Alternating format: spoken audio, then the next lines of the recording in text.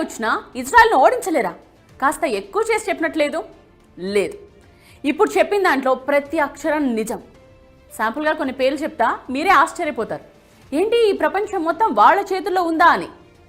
Jesus of Nazareth ఒక యూదుడు, Albert Einstein ఒక యూదుడు, కార్ల్ మార్క్స్ ఒక యూదుడు, వ్యాక్సిన్ సూదిని కనిపెట్టింది ఒక యూదుడు, పోలియో వ్యాక్సిన్ కనిపెట్టింది, లుకేమియాకు మందు తయారు చేసింది, హెపటైటిస్ బి మందు కనుగొన్నది, micro processing chip, nuclear chain reactor, traffic lights, optical fibre cable, stainless steel, sound movies, telephone microphone, video tape recorder, Polo company, Levi's jeans, Starbucks, Google, Dell computers, Oracle, Baskin and Robbins, Dunkin Donuts, CNN, ABC, Washington post.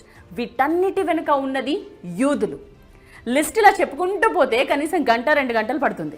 మీరు ఏ రంగమైనా తీసుకోండి, యూదులు లేకపోతే అడగండి.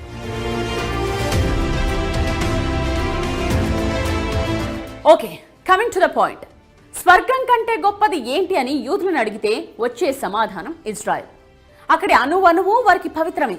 అందుకే Israel పై దాడికి ఎవరైనా వస్తున్నారు అంటే ప్రపంచాన్ని ఓడించడానికి సైతం సిద్ధమవుతారు. మరో ఇంట్రెస్టింగ్ పాయింట్ చెప్పుకోవాలి ఇక్కడ.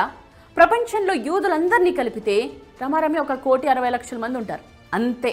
బట్ జాగ్రత్తగా వినండి, గత 105 ఏళ్లలో ఉన్న ఈ 1,00,00,000 మందే 15 డజన్ల నోబెల్ ప్రైజెస్ గెలుచుకున్నారు. అంటే 180 నోబెల్ బహుమతులు.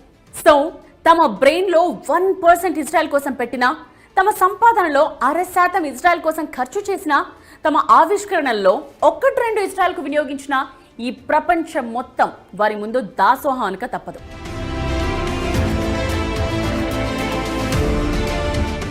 అసలు చుట్టూ 6 శత్రు దేశాలను పెట్టుకుని తొడగొట్టి నిలబడుతోందంటేనే యూ కెన్ ఇమాజిన్ ఇజ్రాయెల్ ఎంత పవర్ఫుల్లో అని. యూదులకు ఇంత బ్రెయిన్ పవరా? ఇజ్రాయెల్ అంటే